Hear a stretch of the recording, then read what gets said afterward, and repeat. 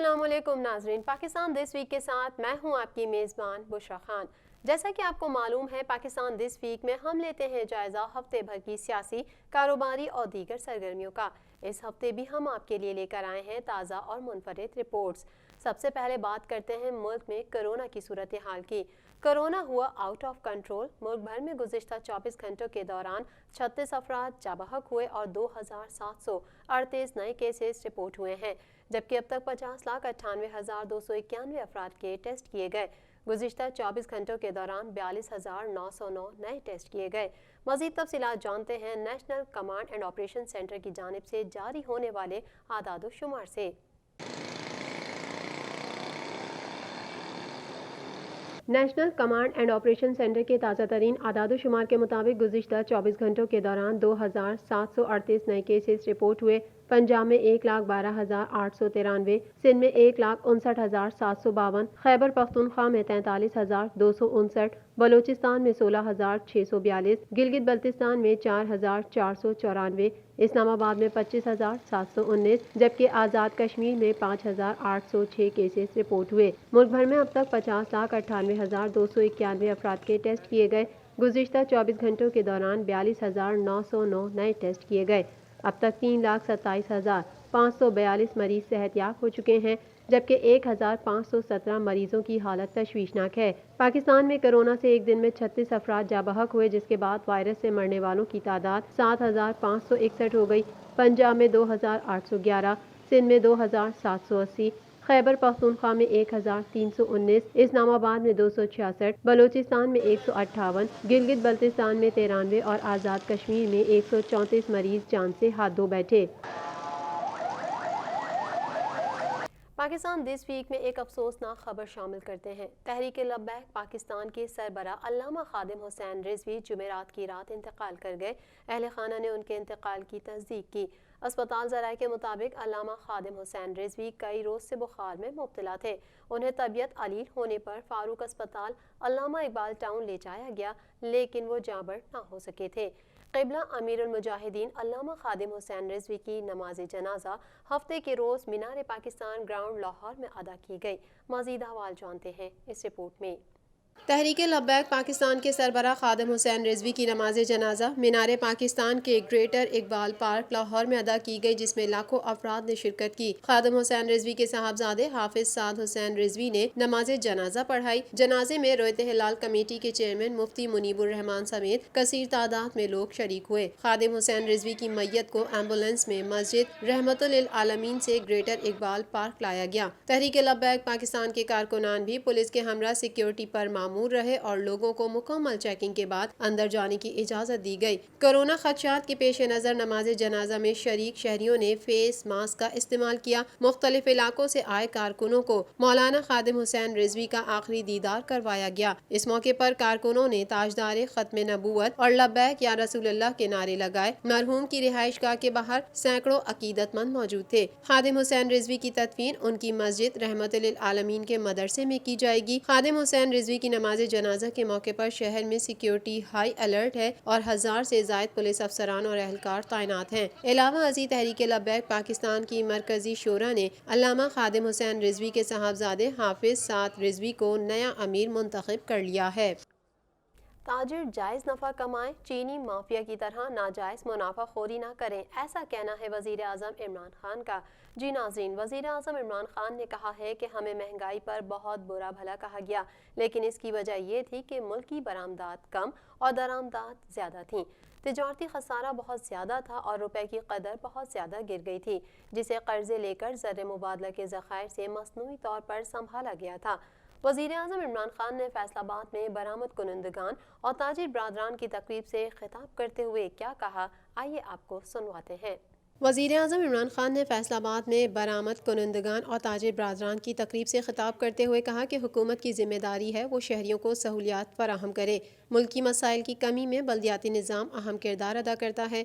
پنجاب میں نیا بلدیاتی نظام لا رہے ہیں جو ملکی تاریخ کا سب سے بہترین نظام ہوگا۔ عمران خان نے کہا کہ فیصل آباد جیسا شہر کبھی بھی صرف صوبائی ترقیاتی فنڈ سے ٹھیک نہیں ہو سکتا۔ صرف لاہور پر پیسہ خرچ کریں گے تو پنجاب کے باقی شہر پیچھے رہ جائیں گے۔ نئے نظام میں ہر شہر کا اپنا الیکشن ہوگا، یعنی میئر کا براہ راست الیکشن ہوگا۔ بالواسطہ الیکشن نہیں ہوگا کہ پہلے یو سی ناظم کا الیکشن ہو جو میئر منتخب کرے، کیونکہ اس نظام میں پیسہ چلتا ہے، وہ نظام ناکام ہو چکا ہے۔ میئر اپنی کابینہ منتخب کرے گا جس میں ماہرین ہوں گے، مثلاً آبی ماہرین اور ماہرین تعلیم۔ ڈائریکٹ الیکشن میئر کا ہوگا، پھر میئر اپنی کیبنٹ سلیکٹ کرے گا، اس کے اندر ایکسپرٹس ہوں گے، پانی کے ایکسپرٹس ہوں گے، اس کے اندر ایجوکیشنسٹ ہوں گے، تو وہ شہر ایک پوری طرح ایک سیلف سسٹیننگ شہر بنے گا اور پھر اپنے پیسے اکٹھے کرے گا۔ تو اس کے لیے یہ بھی ہے کہ اتنے بڑے بڑے شہروں میں اپنا ایک ہائی کورٹ بننا چاہیے تاکہ اپنے مسئلے آپ کے یہیں حل ہو۔ فیصل آباد میں ہائی کورٹ بینچ کے قیام کی بات سے بھی متفق ہوں۔ ایک دن آئے گا کہ مانچسٹر کہے گا کہ فیصل آباد ہم سے آگے نکل گیا۔ انسان کو سوچ بڑی رکھنی چاہیے۔ جس طرح مینچسٹر کہتے ہیں، انشاءاللہ ایک دن مینچسٹر کہے گا کہ وہ فیصل آباد ایک شہر تھا جو ہمارے اوپر بیس ہو کے تو ہمارے سے آگے نکل گیا۔ عمران خان نے بتایا کہ حکومت نے معیشت سے متعلق مشکل فیصلے کیے۔ مشکل حالات میں ہمارے دوست ممالک نے معاشی طور پر مدد کی۔ 60 کی دہائی میں پاکستان کی ترقی کی مثالیں دی جاتی تھیں۔ دبئی کے شیخ پاکستان اپنی چھٹیاں منانے آتے تھے، ہم کیسے نیچے آئے، یہ بہت دکھ بھری کہانی ہے۔ بھٹو نے اسلامی سوشلزم کے نام پر قومیانے کا عمل شروع کیا، حالانکہ اس وقت ہماری صنعتیں ترقی کر رہی تھیں۔ اس سے صنعتی ترقی رک گئی، ملک میں تھوڑے سے لوگوں کے پاس بہت سا پیسہ آیا۔ ہمیں چاہیے تھا کہ ایسا قانون بناتے کہ غریبوں کے پاس پیسہ جاتا۔ ملک میں غربت اس وقت بڑھتی ہے جب ایک خاص طبقہ ملکی دولت خرچ کرتا ہے۔ منافع کمانا جرم نہیں ہے، لیکن جائز طریقے سے پیسہ بنایا جائے اور ٹیکس دیا جائے، ناجائز منافع خوری نہ کی جائے، جیسے چینی مافیا نے گٹھ جوڑ کر چینی مہنگی کی۔ حکومت اس کے خلاف ہے۔ یعنی پاکستان ایک بڑی اوپر کی ٹریجیکٹری پہ جا رہا تھا، لیکن کہا یہ جاتا تھا کہ 22 خاندانوں کے اندر ساری پاکستان کی دولت محدود ہو گئی۔ یہ 22 خاندان کا پورا ایک چلا کہ پاکستان میں تھوڑے سے لوگوں کے پاس پیسہ جمع ہو گیا۔ کی بھی سیلریز کا آپ نے دھیان رکھنا۔ بہت بہت شکریہ۔ حویلیاں طیارہ حادثے کی تحقیقات 4 سال بعد مکمل۔ حویلیاں طیارہ حادثے کی رپورٹ جاری کر دی گئی، جس میں پی آئی اے انجینئرنگ کی مبینہ غفلت سامنے آئی ہے۔ واضح ہے کہ 7 دسمبر 2016 کو طیارہ حادثے میں جنید جمشید سمیت 47 افراد شہید ہو گئے تھے۔ بالآخر اس حادثے کی تحقیقات 4 سال بعد مکمل کر لی گئی ہیں۔ مزید تفصیلات جانتے ہیں aircraft accident investigation board کی جاری کردہ رپورٹ سے۔ حویلیاں طیارے حادثے کی تحقیقات 4 سال بعد مکمل کر لی گئیں۔ رپورٹ میں پی آئی اے انجینئرنگ کی مبینہ غفلت سامنے آ گئی۔ Aircraft accident investigation board نے حویلیاں طیارہ حادثے کی رپورٹ جاری کر دی، جس میں پی آئی اے انجینئرنگ کی مبینہ غفلت سامنے آئی ہے۔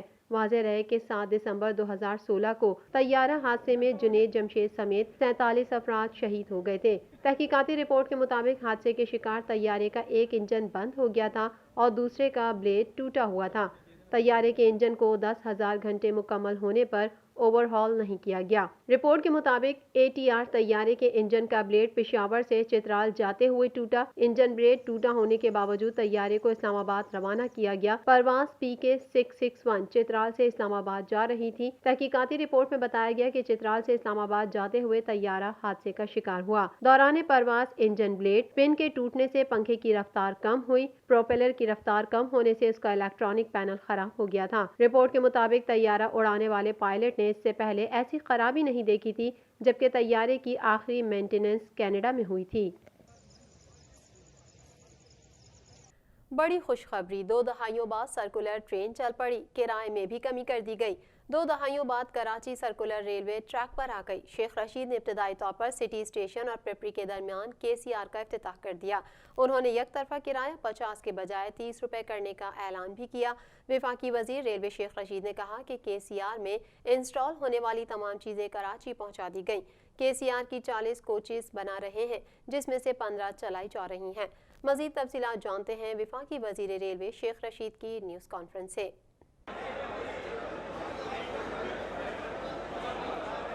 2 دہائیوں بعد کراچی سرکولر ریلوے ٹریک پر آ گئی۔ شیخ رشید نے ابتدائی طور پر سٹی اسٹیشن اور پپری کے درمیان کے سی آر کا افتتاح کر دیا۔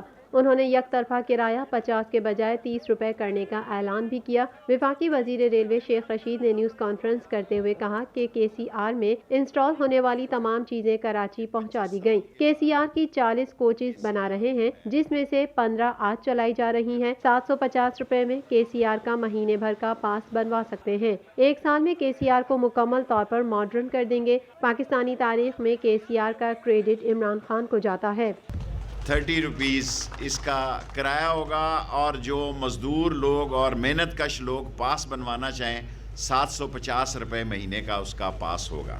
شیخ رشید کا کہنا تھا سپریم کورٹ کے حکم پر صدقے دل سے عمل درآمد کر رہے ہیں، عدالت نے سب کو چابی دی تو کام چلا۔ انہوں نے کہا کراچی میں بڑا قبضہ مافیا ہے، ریلوے کی زمین پر لوگوں نے قبضے کیے ہوئے ہیں۔ سندھ حکومت کوشش کرے گی تجاوزات ختم کرائے۔ ٹرین چلتی رہے تو زندہ رہتی ہے، رک جائے تو لوگ چیزیں چوری کر لیتے ہیں۔ لوگوں نے ٹرینوں میں صابن اور تولیے نہیں چھوڑے، وہ بھی چوری کر لیے۔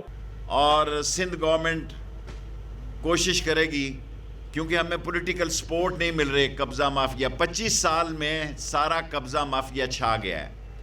KCR کے ٹریک پہ قبضہ مافیا چھا گیا ہے، جیسے جیسے ہم خالی کر رہے ہیں اس کو چلانے جا رہے ہیں۔ وفاقی وزیر ریلوے نے مزید کہا گلگت میں زبردست انتخابات ہوئے، اپوزیشن آزاد کشمیر کے انتخابات کی فکر کرے۔ اپوزیشن گلگت بلتستان کے الیکشن نہیں مان سکتی تو کوئی الیکشن نہیں مان سکتی۔ پوری دنیا میں جہاں جمہوریت ہے وہاں ہارنے والا مان ہی نہیں رہا۔ ووٹ کی عزت کو شدید قسم کا خطرہ ہے۔ انہی لوگوں سے خطرہ ہے جو شکست تسلیم نہیں کر رہے۔ ان کا کہنا تھا وزیر اعظم سینٹ الیکشن میں شو آف ہینڈ سے انتخابات کرانا چاہتے ہیں۔ جو فوج کے خلاف بیانیہ دے رہا ہے وہ عمران خان کی خدمت کر رہا ہے۔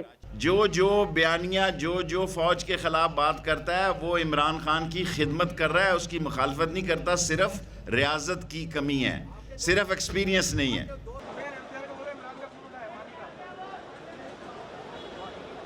دفتر خارجہ کی اسرائیل کو تسلیم کرنے کے لیے امریکی دباؤ کی تردید۔ ترجمان دفتر خارجہ نے کہا ہے کہ اسرائیل کو تسلیم کرنے کے لیے پاکستان پر دباؤ کی میڈیا رپورٹس کی تردید کرتے ہیں۔